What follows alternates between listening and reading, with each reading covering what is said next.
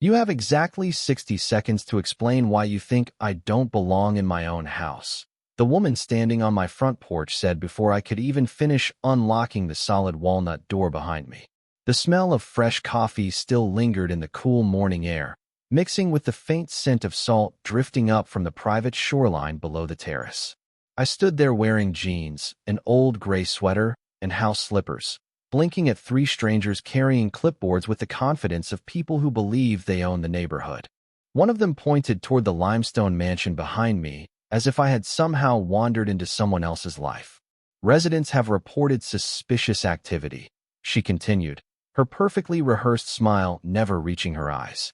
This property belongs to a member of our community, and we need you to leave until ownership can be verified. For a second, I honestly wondered if someone had hidden a camera nearby because the whole scene felt too ridiculous to be real. The morning sun reflected off the enormous windows of the house my grandfather designed almost 30 years earlier.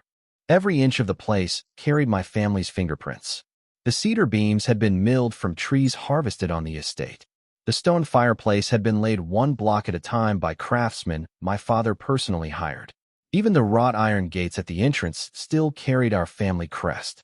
Yet here stood a woman I had never met demanding that I walk away from property that had belonged to my family longer than most of the houses in this gated community had existed. She introduced herself as Victoria Holloway, president of the Homeowners Association, speaking with the polished confidence of someone accustomed to hearing the word yes. Behind her stood two board members holding folders thick with printed documents, while several neighbors had quietly gathered across the circular driveway. I could hear the soft hum of expensive luxury SUVs idling near the curb and the distant splash of waves rolling against the private dock below the bluff. Nobody smiled. Nobody asked a single question. They simply watched, already convinced they knew exactly who the villain was. Victoria glanced past my shoulder into the foyer before looking back at me. "Sir, this is a $34 million residence," she said, lowering her voice as though she were explaining something obvious to a child. "People don't simply walk into homes like this."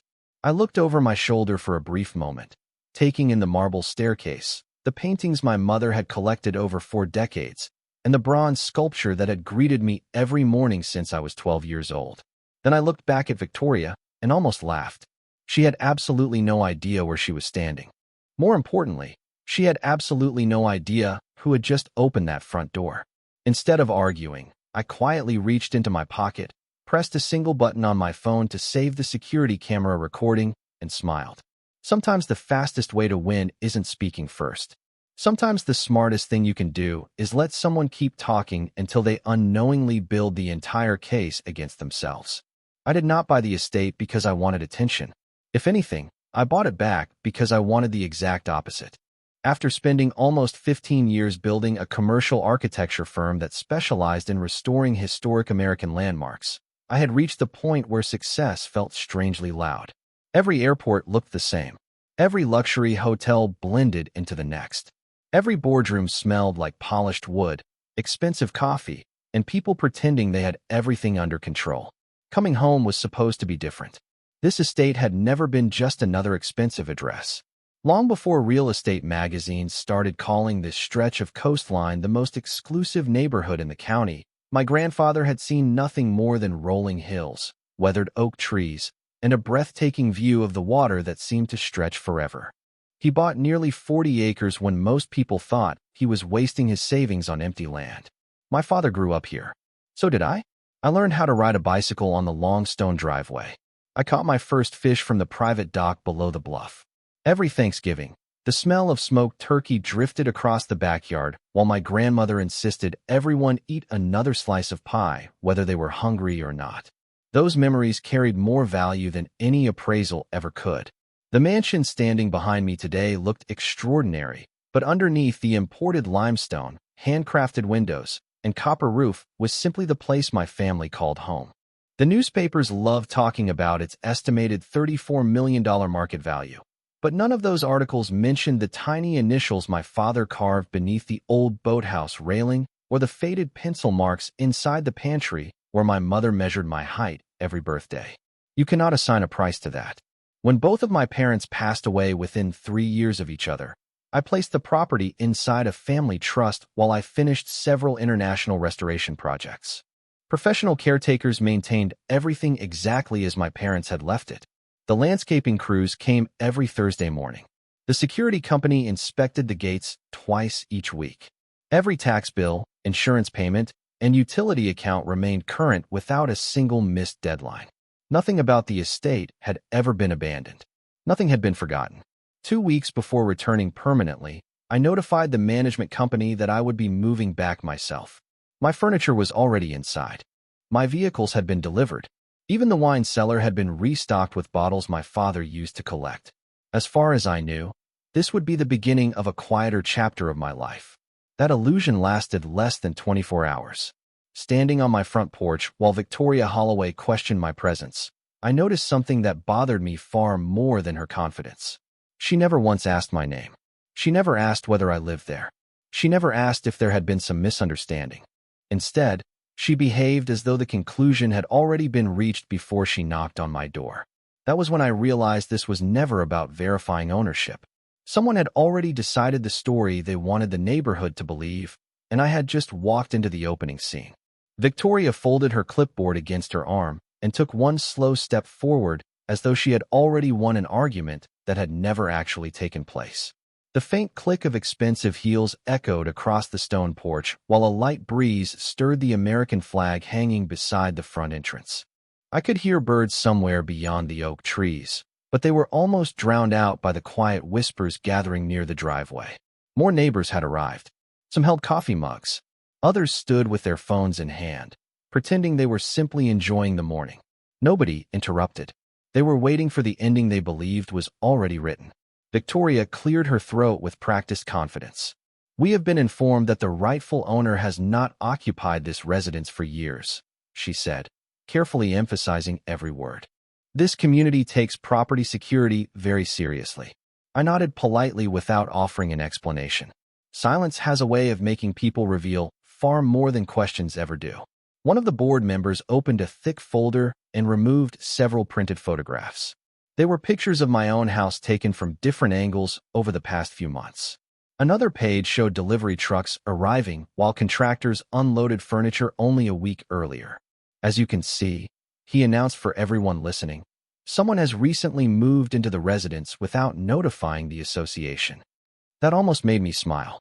I had, in fact, notified the only people legally responsible for managing the estate. The Homeowners Association had never been one of them. Victoria continued speaking as though presenting evidence before a jury. She claimed neighbors had reported unusual activity. She claimed unfamiliar vehicles had been entering the private drive. She claimed several residents feared the property had been taken over by unauthorized occupants while the real owner remained overseas. Every sentence sounded polished. Every accusation sounded rehearsed. Yet none of it included a single verified fact. The smell of freshly cut grass drifted across the lawn as one elderly neighbor finally spoke up from the edge of the crowd. "Should somebody call the sheriff's office?" he asked cautiously. Victoria answered before anyone else could respond. "That may become necessary if this individual refuses to cooperate." Individual, not homeowner, not resident, just an individual standing on his own front porch. That single word told me everything I needed to know. She had already removed my identity from the story she wanted everyone else to believe. Then came another surprise. A landscaping contractor slowly pulled his truck to the curb instead of entering through the front gate. He climbed out holding his work order and looked back and forth between me and the gathering crowd with obvious confusion. "Sir," he asked quietly, "am I still scheduled to continue maintenance today?" Before I could answer, Victoria raised her hand. "No work will be performed here until ownership has been verified." The contractor looked at me apologetically before returning to his truck. I watched him drive away, leaving fresh tire tracks across the gravel entrance. That was the first real consequence of her assumptions. She was no longer asking questions. She was making decisions affecting property she did not own. As the security cameras silently recorded every word, every gesture, and every interruption, I realized Victoria Holloway had crossed an invisible legal line without even noticing it, and the morning was only getting started. By early afternoon, the neighborhood had settled into an uncomfortable rhythm. The kind of silence that feels manufactured because everyone is watching without pretending anymore. The warm breeze carried the smell of freshly watered hedges and blooming magnolias across the estate. Yet every few minutes another slow-moving golf cart rolled past the front gate just long enough for its occupants to study the house before continuing down the street. My phone remained quiet except for routine notifications from the estate management company confirming scheduled deliveries for the week. One by one, those confirmations changed into apologies. The florist called first. She explained that someone at the entrance had informed her the property was under an ownership investigation and advised her not to enter. 20 minutes later, the wine distributor canceled an afternoon delivery after being told the residents had become part of an active homeowners association dispute. Then the housekeeping supervisor, who had worked for my family for almost 12 years, left a careful voicemail saying security at the neighborhood entrance suggested she wait until the situation was resolved. None of those people knew Victoria personally. They simply assumed that someone speaking with enough confidence must also have the authority to make those decisions. I walked slowly through the house, listening to the quiet echo of my footsteps across polished stone floors that had witnessed birthdays, holiday dinners, and countless family conversations. Sunlight poured through the towering windows, casting long reflections across the grand foyer where my grandfather's bronze sculpture stood exactly where he had placed it decades earlier.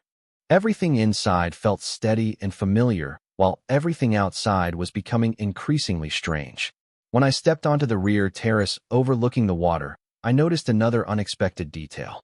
The private access gate leading to the service road had been secured with a bright notice stating that all vendor access required approval from the Homeowners Association until further notice. It was professionally printed, laminated, and attached sometime that morning. Nobody had asked for permission to place it there. I took a photograph before removing nothing.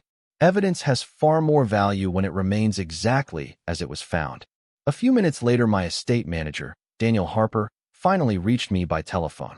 His normally calm voice carried an edge I had never heard before.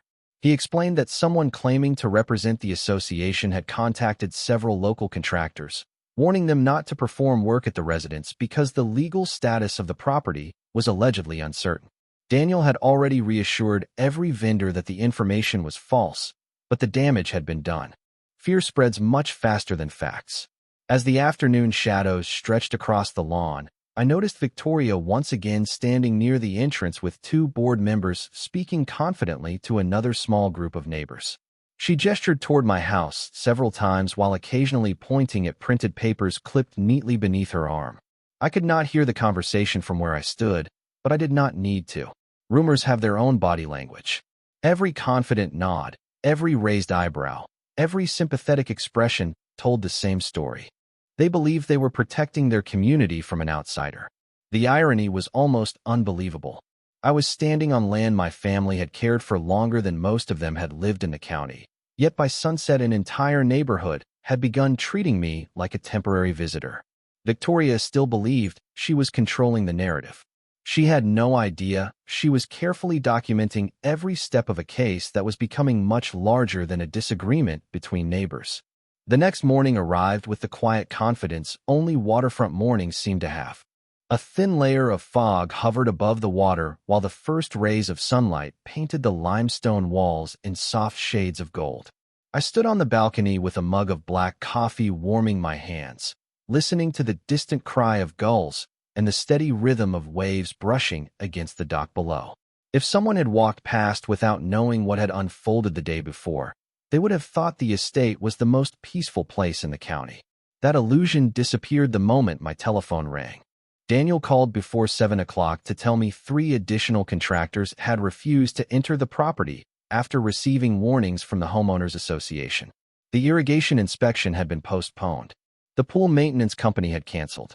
Even a furniture restoration specialist scheduled to examine several antique cabinets inherited from my parents decided not to become involved until ownership questions had supposedly been settled. I thanked Daniel for the update without showing the frustration slowly building inside me. None of these businesses had done anything wrong. They were protecting themselves from what sounded like legal uncertainty. Someone had manufactured doubt, and doubt was doing exactly what it always does. It spread faster than truth. Rather than driving into town or confronting anyone, I spent the morning inside my father's old library.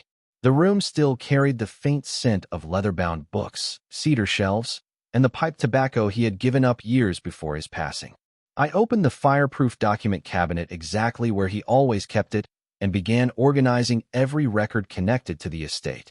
Original deeds, updated title reports, property tax statements, insurance certificates, architectural surveys, trust documents, easement agreements dating back decades.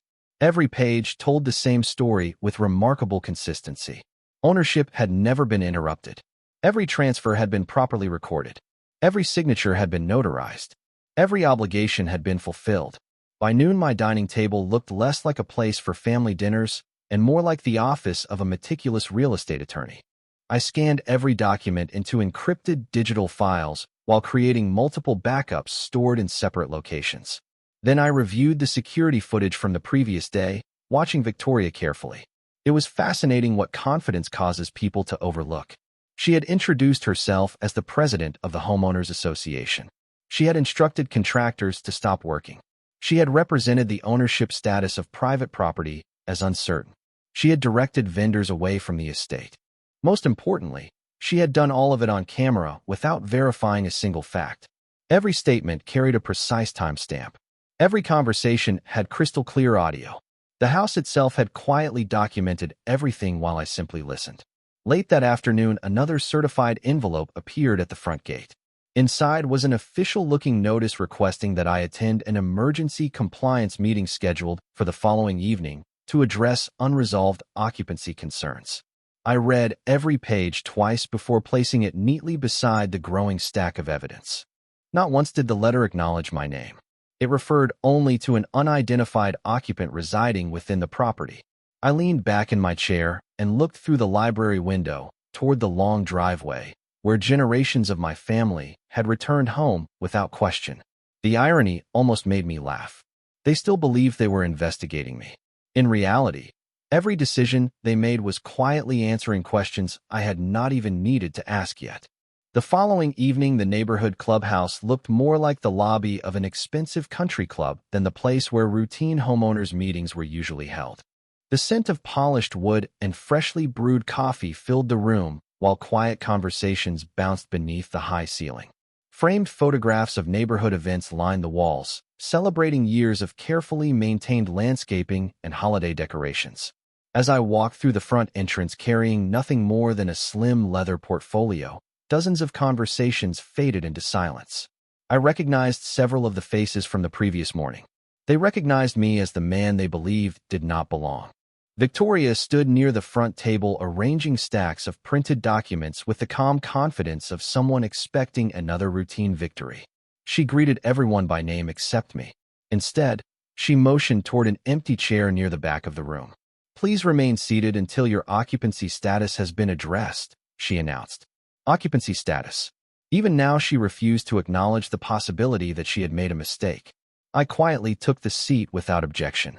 The room settled as she opened the meeting by explaining that recent concerns had been raised regarding unauthorized residency at one of the community's most valuable estates. She described reports from neighbors, interrupted vendor appointments, and what she called responsible preventative action taken by the association. Every sentence sounded carefully prepared, but every sentence depended on one assumption that had never been verified. When she finally finished, she looked directly at me. "Do you have anything you wish to present before the board considers further action?" I stood slowly, hearing nothing except the faint hum of the air conditioning and the soft rustle of paper as several board members reached for their pens. Instead of arguing, I placed a single folder on the conference table. Inside rested a certified copy of the original property deed bearing my family's name, followed by the recorded transfer into the family trust, the notarized trust agreement identifying me as the sole beneficiary, the latest county title certification issued only weeks earlier, and the most recent property tax receipt marked paid in full. I said nothing while each document moved from one board member to another. Their expressions changed one page at a time. The confidence that had filled the room only minutes earlier slowly dissolved into uncertainty. Victoria reached for the county certification herself, studying the raised seal before turning immediately to the trust documents. Her face remained composed, but the color gradually disappeared from it. Before anyone could speak, I calmly placed one final document onto the table. It was a letter issued by the county recorder confirming that the estate had never been transferred, abandoned, foreclosed, or subjected to any ownership dispute at any point in its recorded history. Every official record matched perfectly. There had never been a mystery. There had only been assumptions. The room remained completely silent until one elderly board member quietly removed his reading glasses and looked toward Victoria. "Did anyone verify any of this before we contacted vendors and represented the ownership as uncertain?" he asked. Nobody answered. The silence itself became the answer. I closed the portfolio, thanked the board for reviewing the public records, and returned to my seat. The meeting that Victoria believed would expose an intruder had instead exposed something far more damaging. For the first time since this began, the questions in the room were no longer directed at me. The meeting ended without the confident applause Victoria had clearly expected. Chairs scraped softly across the hardwood floor as board members gathered their papers in complete silence, avoiding eye contact with one another. Outside, the evening air carried the scent of freshly cut grass and the distant fragrance of jasmine drifting from the clubhouse entrance. I walked toward my car without saying a word, but before I reached the parking lot, I heard footsteps hurrying behind me. It was Harold Benson, one of the older board members. His shoulders seemed noticeably lower than they had an hour earlier. "Mr. Caldwell," he said carefully, "I owe you an apology. We relied on information that should have been verified long before tonight." I thanked him for his honesty because, unlike everyone else involved, he was not trying to defend a mistake. He was trying to acknowledge one. The following morning, my telephone began ringing before sunrise. Daniel informed me that every contractor who had canceled appointments earlier in the week had received another call, this time telling them there was no ownership dispute after all. The florist confirmed a new delivery window. The housekeeping staff returned to their normal schedule. Even the furniture restoration specialist laughed awkwardly while explaining that he had never imagined a rumor could travel so quickly through such an exclusive neighborhood. Rumors always travel first because they ask for nothing except belief. Facts demand patience. Around 9 o'clock, a black sport utility vehicle pulled into the circular driveway. Two attorneys stepped out carrying slim leather briefcases. They introduced themselves as legal counsel retained by the Homeowners Association. Their tone remained professional from beginning to end. They explained that the board wished to clarify several misunderstandings and review the events that had occurred over the previous 48 hours. I invited them into the library where sunlight filtered through the tall windows onto shelves filled with decades of family history. As they reviewed copies of my documentation alongside printed transcripts from the security recordings, the atmosphere grew increasingly uncomfortable. One attorney paused the video showing Victoria instructing contractors not to enter the property. Another replayed the moment she publicly described ownership as uncertain despite never contacting the county recorder, the estate management company, or any official records office. Every replay removed another possible excuse. After nearly 2 hours, the senior attorney quietly closed his notebook. "Mr. Caldwell," he said, "it appears several actions exceeded the authority granted to the association." That sentence carried far more weight than any dramatic argument ever could. Later that afternoon, I received another certified envelope. This one was very different from the first.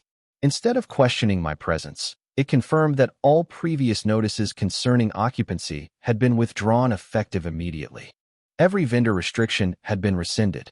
Every communication suggesting uncertainty over ownership had been formally retracted.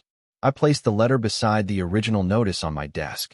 Looking at them together felt almost surreal. Less than 3 days earlier, one document had treated me like an unidentified visitor.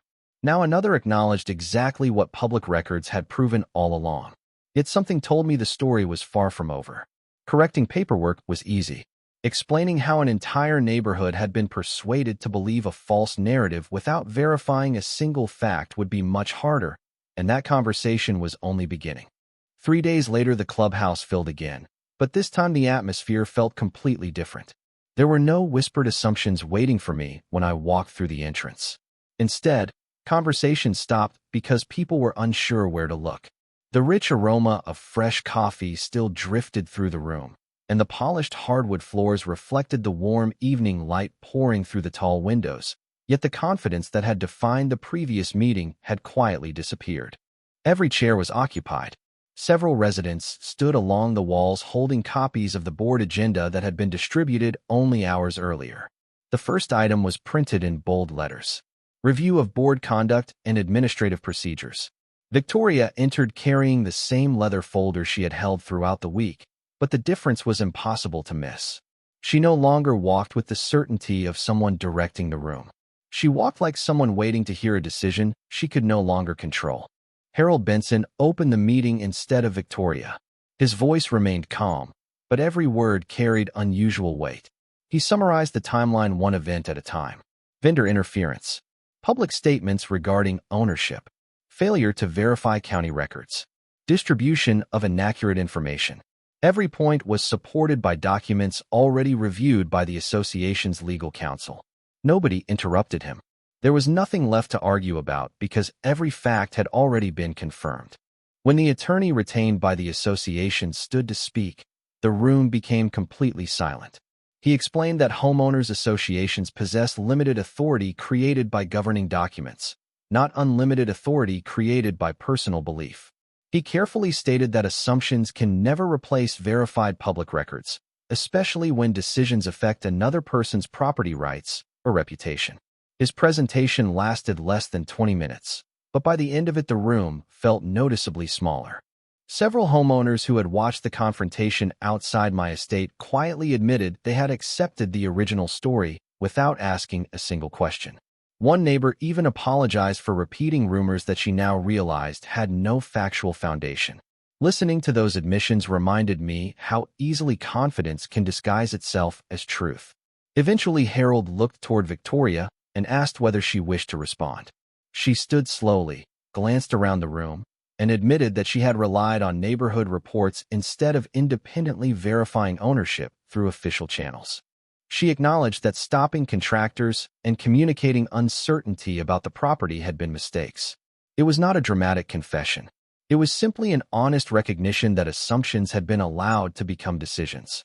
After a brief executive discussion, the remaining board members voted to remove her from the position of president and appoint an interim chair while the association reviewed its operating procedures.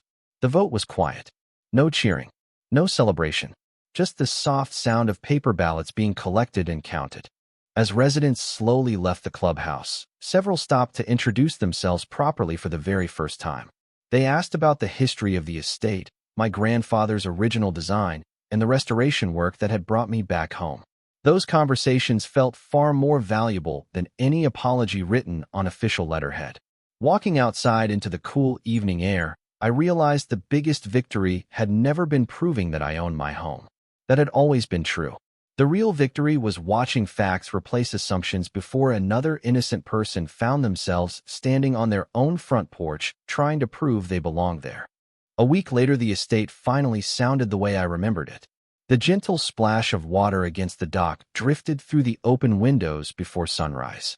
Songbirds settled into the old oak trees lining the driveway, and somewhere in the distance I could hear the familiar rumble of the landscaping crew arriving exactly on schedule.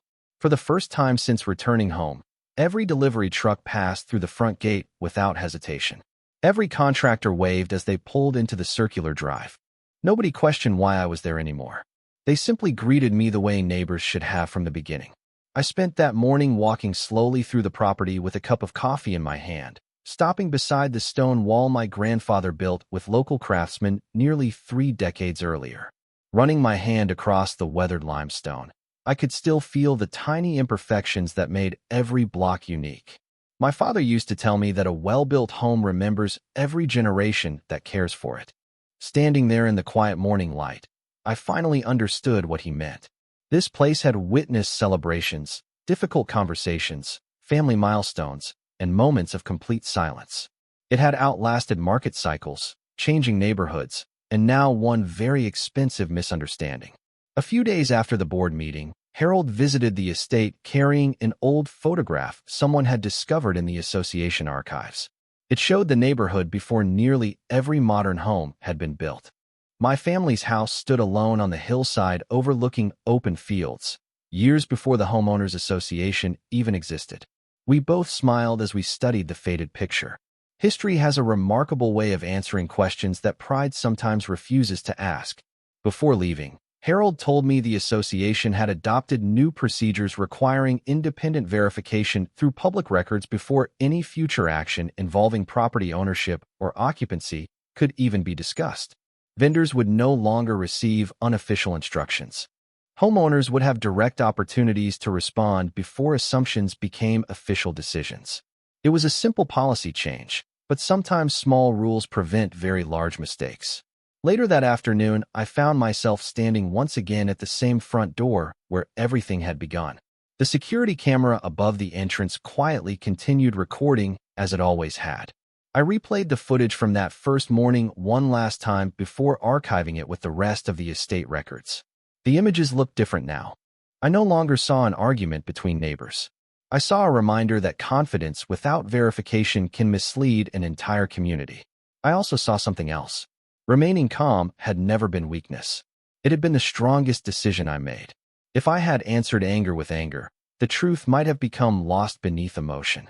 Instead, patience allowed facts to speak louder than either side ever could. As the sun settled beyond the water and warm orange light reflected across the windows of the house my grandfather dreamed of building, I locked the front door from the inside, not because I feared someone would question whether I belonged there again, but because it finally felt like home in every sense of the word. I never needed to prove ownership to the house. It had always known exactly who I was.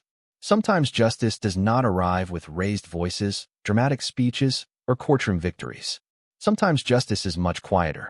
It is a recorded document, an honest conversation, a corrected mistake, and the peaceful certainty that truth never needs permission to come home.